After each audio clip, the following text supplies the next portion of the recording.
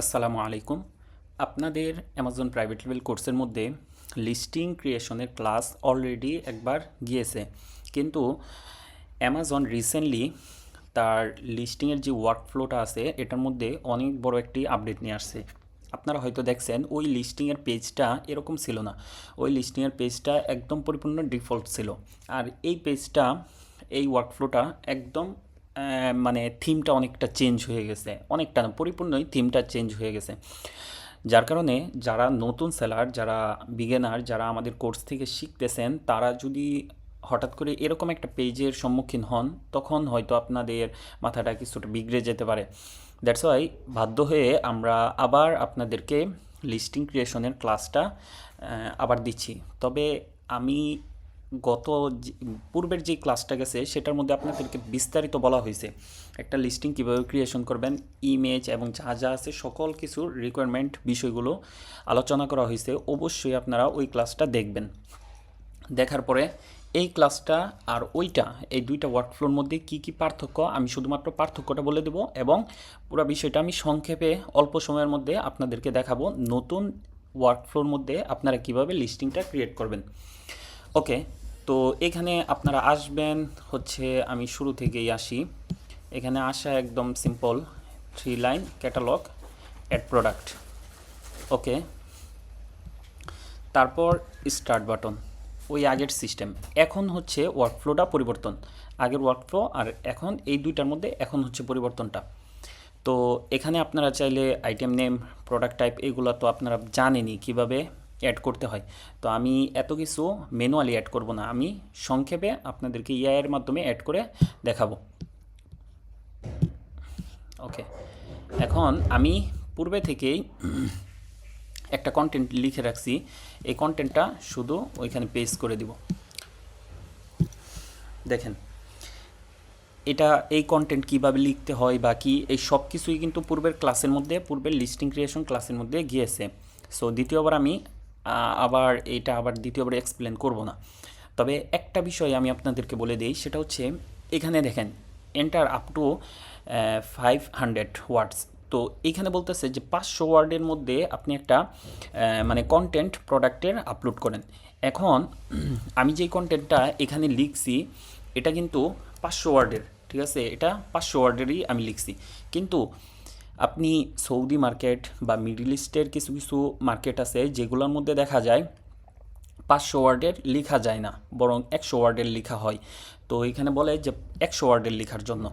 তো আপনারা এইখানে দেখবেন যে এইখানে কত ওয়ার্ড চাইতেছে, বিশেষ করে ইউএসের মধ্যে 500 ওয়ার্ড চাই। তো আপনারা দেখবেন যে কোন কোন মার্কেট প্লেসের মধ্যে কত ওয়ার্ড চাইতেছে, যত ওয়ার্ডের কন্টেন্ট চাবে সেই অনুযায়ী আপনারা কন্টেন্টটা লিখবেন। এরপরে হচ্ছে ইমেজ আপলোড করা। আমি একটি ইমেজ আপলোড করে দিচ্ছি। আরেকটা কথা বলি, সেটা হচ্ছে আপনারা লিস্টিং ক্রিয়েশনের যেই প্র্যাকটিসটা করবেন, তখন আপনারা কি করেন, একটা ভুল করেন, সেটা হচ্ছে অন্যের লিস্টিংকে কপি করে এনে তারপর আপনারা একটা লিস্টিং ক্রিয়েট করতে চান। তো এই কাজটা ভুলেও আপনারা করবেন না, ঠিক আছে। যখন কিনা আপনার প্র্যাকটিস করবেন, যখন কিনা প্র্যাকটিস করবেন, তখন আপনার হাতের নাগালে যেই প্রোডাক্টটাই আছে, যেমন ধরেন এটা একটা মামপট, ঠিক আছে। তো এই মামপটটা কিন্তু একদম মানে আমাদের ব্যবহৃত যে মামপটটা সেটা আমি হাতের মধ্যে নিয়েছি, নিয়ে মনে করেন একটা ছবি তুলছি, তারপরে এটা রিমুভ বিজি একটা ওয়েবসাইট আছে, সেখান থেকে গিয়ে আমি করছি ব্যাকগ্রাউন্ডটা রিমুভ করে এই সাইজটা নিয়ে আসছি, ঠিক আছে। তো এরকমভাবে আপনার হাতের নাগালে যত প্রোডাক্ট আছে সবগুলো এরকমভাবে কী করবেন, আপনি লিস্টিং করবেন, করে করে আপনি প্র্যাকটিস করেন। ওকে, কিন্তু অন্যের লিস্টিং কপি করে আপনি লিস্টিং ট্রাই করবেন না, তাহলে কিন্তু আপনার লিস্টিং ব্লক হবে, অ্যামাজন কিন্তু হেলথ কমিয়ে দিবে। ওকে, জেনারেট করি।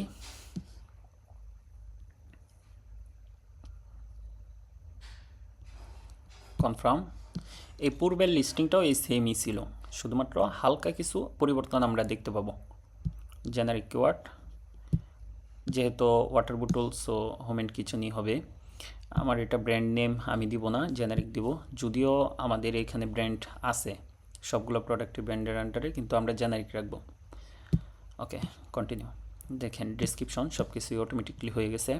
এখন দেখেন এইখানে একটা পরিবর্তন আসছে। পরিবর্তনটা কি, রিজেনারেট, এখানে যদি আপনি টিপ দেন, ক্লিক করেন, তাহলে দেখা যাবে নতুন করে জেনারেট হবে।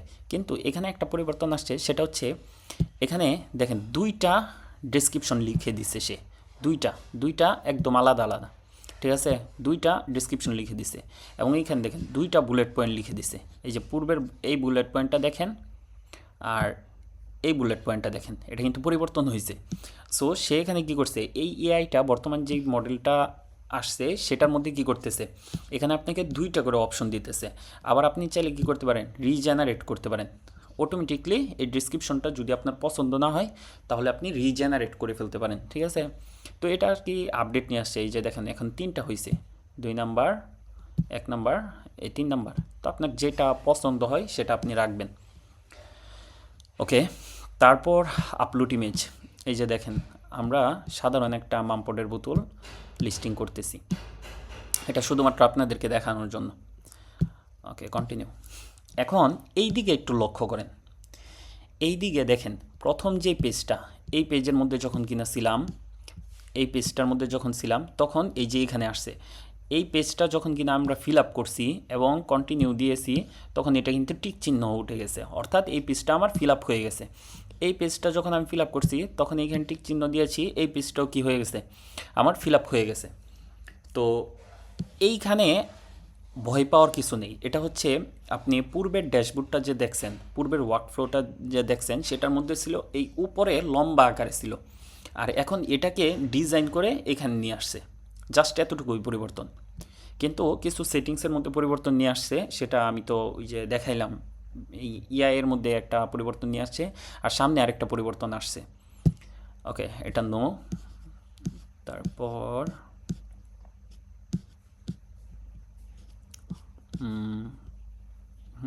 এটা নো। ওকে, এই যে দেখেন এটা ঠিক চিহ্ন উঠে গেছে, অর্থাৎ এটাও রেডি। আমি কন্টিনিউ দিলাম। ওকে, এখন এইখানে দেখেন এই বিষয়টা একটু বোঝার আছে, ক্লাস উপলক্ষে আমি আবার আপনাদেরকে এক্সপ্লেন করতেছি।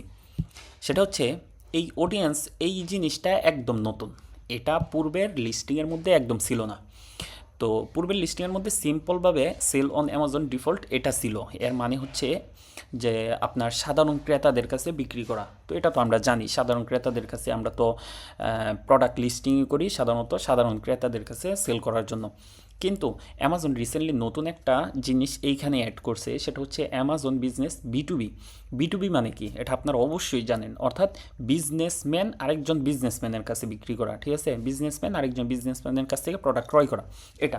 তো আপনার এই প্রোডাক্টটা যদি আপনি বিটুবি বলতে আপনি সিম্পলভাবে বুঝতে পারেন যে হোলসেলে প্রোডাক্ট দেওয়া, যেমন ধরেন আলিবাবা থেকে কিনা, এরকম আর কি বিষয়টা। তো এটার মধ্যে যদি আমরা ক্লিক করি তাহলে দেখেন, আচ্ছা আমি একটু অফ রাখি, অফ রাখার পরে এখানে দেখেন কয়টা, 3 2 5, 5টা অপশন কিন্তু এইখানে আছে। আর যখন কিনা এটা আমি অন করতেছি তখন কিন্তু 3 3 6, 6টা অপশন আসতেছে, অর্থাৎ অ্যামাজন বিজনেস অফার এই জিনিসটা অতিরিক্ত বাড়ছে, ঠিক আছে, এই জিনিসটা অতিরিক্ত বাড়ছে। তো এটা আমরা একটু পরে কাজ করব, আমরা প্রথমে এইগুলো একটু অ্যাড করে নিই। ওকে, এটা তো আপনারা জানেন এসকিউ দিতে হবে, ডলার, আমি টাকা দিলাম $50, মামপট $50 বিক্রি করি। ওকে, আর কি কি হয়ে তো গেছে, এটাও রেডি। ওকে, এখন 7 কন্টিনিউ। দেখেন আমি এইখানে ওই যে বিজনেস এটা সিলেক্ট করার কারণে এইখানে একটা অপশন আসছে, এটা কি ইউর প্রাইস। জিনিসটা ভালোভাবে আপনারা বোঝার চেষ্টা করেন, এটা হচ্ছে মনে করেন আপনি ইউএসের মধ্যে 1000 ইউনিট মাল আপনি পাঠাইছেন, ঠিক আছে, 1000 ইউনিট মাল আপনি ইউএসের মধ্যে আপনার ব্র্যান্ডের নামে পাঠাইছেন। এখন আপনি চাচ্ছেন যে ইউএসের মধ্যে সাধারণ অন্য যে ক্রেতারা আছে তারাও আপনার মাল চাইলে কি করতে পারবে, বাল্ক কোয়ান্টিটিতে অর্ডার করতে পারবে। ফর এক্সাম্পল মনে করেন ইউএসের মধ্যে সাধারণ যে দোকানদাররা আছে, আমি আমি আপনাদেরকে বোঝানোর জন্য বলতেছি, আপনারা এটা বিজনেস মাইন্ডে অন্যভাবেও বুঝতে পারেন, সমস্যা নেই। তো মনে করেন ইউএসের মধ্যে অন্য সাধারণ যে ক্রেতারা আছে, দোকানদাররা আছে, তো তারা যদি মনে চায় তাহলে কি করতে পারবে, অ্যামাজন থেকে আলিবাবা থেকে যেভাবে অর্ডার করে বাল্ক কোয়ান্টিটি, এভাবে কি করতে পারবে, তারা আপনার কাছ থেকে এরকমভাবে বাল্ক কোয়ান্টিটি অর্ডার করতে পারবে। ঠিক আছে, অর্থাৎ এটার সিস্টেমটা হচ্ছে যে তারা চাইলে কি করতে পারবে, মনে করেন আপনার 1000 ইউনিট থেকে আপনার কাছ থেকে 50 ইউনিট বা 1 ডজন 12টা বা 500 ইউনিট বা 300 ইউনিট, মানে এক কথায় একটু বড় ইউনিট, একটা একটা না। আপনি যদি সাধারণভাবে সেল করেন তাহলে সাধারণ সাধারণ সেল অন অ্যামাজন এটা যদি করেন তাহলে প্রত্যেকটা ব্যক্তি কয়টা করে অর্ডার করতে পারবে, একটা বা দুইটা এরকম অর্ডার করতে পারবে, বা আপনি যতটুকু রিকোয়ারমেন্ট দিবেন তত। এবং এটা হচ্ছে মানে সেলিং প্রাইস অনুযায়ী, কিন্তু এটা হচ্ছে বিজনেস অর্থাৎ প্রাইস, এটার কি বলে হোলসেল প্রাইস, যেটা সহজ ভাষায়। তো একজন ব্যক্তি যদি হোলসেলে মাল কিনতে চায়, মনে করেন 12 পিস কিনবে, এখন 12 পিস কি আপনি তার কাছে $50 করে সেল করবেন, বা $50 করে যদি সেল করেন তাহলে কি সে আপনার কাছ থেকে প্রোডাক্ট কিনবে? কিনবে না। এখন আপনি বলতেছেন যে কেউ যদি আমার কাছ থেকে 12 পিস 50 পিস বা 100 পিস এরকম বেশি কোয়ান্টিটি অর্ডার করে, তাহলে তার জন্য আমি কি করব, অনেক ডিসকাউন্ট দিব। ঠিক আছে, আপনি এই সিস্টেমটা করলেন। তো ফর এক্সাম্পল আমার কথা হচ্ছে, কেউ যদি আমার এই মামপটটা বড় কোয়ান্টিটি অর্ডার করে তাহলে আমি কত করে দিব, 50, এটা থেকে আমি 40 দিব। ঠিক আছে, আমি $40 করে তাকে আমি সেল করব। এখন এই জিনিসটা এখানে দুইটা আসছে, কোয়ান্টিটির ডিসকাউন্ট। প্রথমত যে আপনার যদি হোলসেল প্রাইসে কেউ কিনে তাহলে আপনি $40 দিছেন, ওকে। এখন কথা হচ্ছে এইটা যদি আপনি দ্বিতীয় অপশনটা যদি ক্লিক না করেন তাহলে সে চাইলে 1 পিসও হোলসেল প্রাইসে নিতে পারবে, সে চাইলে 50 পিসও হোলসেল প্রাইসে নিতে পারবে, একই মাত্র $40 করে। কথা বুঝছেন? কারণ আপনি তো কোনো কি বলে কোয়ান্টিটি তো করেন নাই, মানে রিকোয়ারমেন্ট করে দেন নাই যে 20 পিস নিলেই কি করতে হবে, $40 করে পাবে, যে 1 পিস নেন তাহলে $50, এরকম তো আপনি বিষয়টা করেন নাই। দ্যাটস ওয়াই এইখানে আমরা ক্লিক করব। ক্লিক করার পরে দেখেন এখানে বিষয়টা বোঝার মতো, এখানে দুইটা অপশন আসছে, একটা হচ্ছে ফিক্সড প্রাইস আর একটা হচ্ছে অফার দেওয়া। তো আমরা এখানে ফিক্সড প্রাইস করব। প্রথমে ফিক্সড প্রাইসটা কি দেখি। সিস্টেমটা হচ্ছে কত ইউনিট নিলে আপনি কত টাকা করে ছাড় দিবেন তাকে, বিষয়টা হচ্ছে এটা।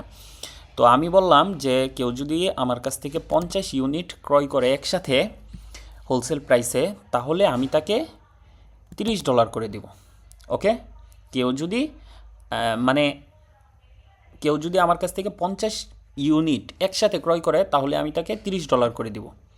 তো $30 করে যদি দেন তাহলে কিন্তু সে $25 সে কী করতেছে, লাভ করতে পারতেছে। $25, 25% সে প্রফিট করতে পারতেছে, মানে আপনার কাছ থেকে কিনলে $25 25% সে ছাড় পাচ্ছে। ঠিক আছে, বিষয়টা হচ্ছে এরকম।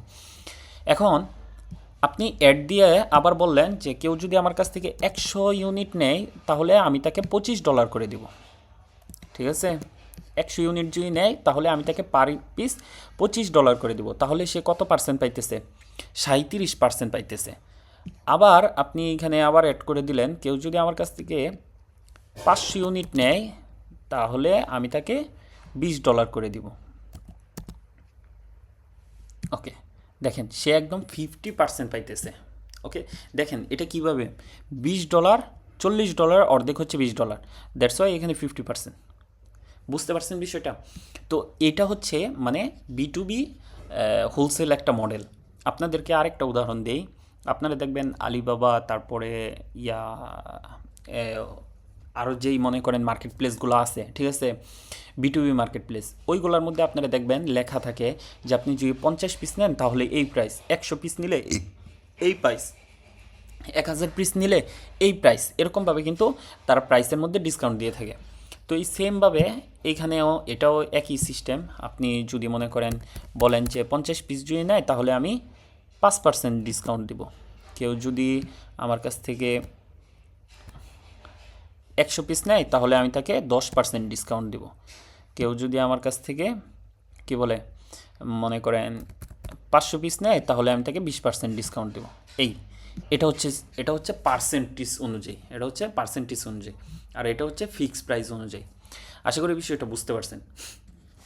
এখন কথা হচ্ছে আমাদের মনে করেন আমাদের জেহানের মধ্যে একটা বিষয় আসবে যে ভাই এটা আমাদেরকে দেখিয়ে লাভ কি, আমরা তো আমাদের তো আর কোম্পানি নাই, তাহলে আমাদের যদি এরকম বাল্ক কোয়ান্টিটি আসে তাহলে আমরা কিভাবে কি করব। তো আমি বলবো যারা যাদের কোম্পানি নাই তাদেরও কোনো সমস্যা নেই, ঠিক আছে। আর এইটা শুধুমাত্র প্রাইভেট লেভেলের ক্ষেত্রেই প্রযোজ্য এরকমও না, আপনি জেনারিক লিস্টিংয়ের মধ্যে ওই সিস্টেমটা পাবেন।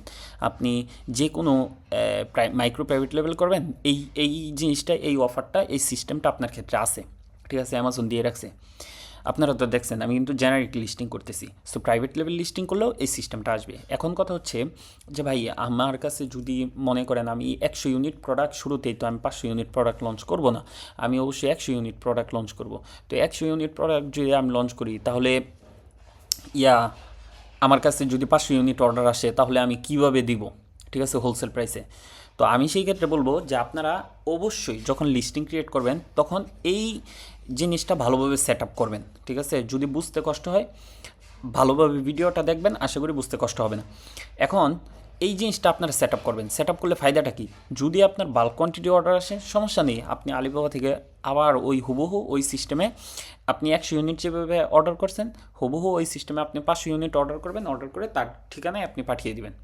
এটা একদম সহজ এবং খুব ভালো একটা মানে এখন এই জিনিসটা অনেক ভালো হয়েছে সেলারদের জন্য, ঠিক আছে। তো এটা আমরা করব, করার পরে 7 কন্টিনিউ, এটা অবশ্যই চায়না দেন, আর এক দেশ দিই, সমস্যা নেই। তারপরে হচ্ছে নোট অ্যাপ্লিকেবল, ওকে, এটা আপনারা চায়নায় দিবেন, আমি দিয়ে দিই, না দিলে আবার আপনারা ইয়া করবেন, চায়না দিতে পারেন, বাংলাদেশ দিতে পারেন, ইউএস দিতে পারেন, মানে যে দেশ থেকে আপনি প্রোডাক্ট পাঠাবেন ওই দেশের ঠিকানা দিবেন আর কি, এটা হচ্ছে মূল কথা। ওকে, তো এইটাই ছিল মূলত লিস্টিং। আমি কিন্তু খুব সংক্ষেপে দেখাইছি, যদি আপনারা লিস্টিংটা না বুঝতে পারেন তাহলে অবশ্যই আমি বলবো আমাদের তৃতীয় নাকি চতুর্থ নাম্বার ক্লাস গেছে লিস্টিংয়ের, তো ওই ক্লাসটা আপনারা ভালোভাবে দেখবেন। ওই ক্লাসটা দেখলে তাহলে আশা করি এই ক্লাসের মধ্যে লিস্টিংয়ের আপনাদের কোনো সমস্যা থাকবে না, ঠিক আছে। লিস্টিংয়ের ক্লাসটা নিয়ে আসছি জাস্ট আপনাদেরকে মানে ভয়টা দূর করানোর জন্য, অন্য কোনো কারণ নেই। এখন আমার পরিপূর্ণ বিষয়টা হয়ে গেছে, রেডি টু সাবমিট।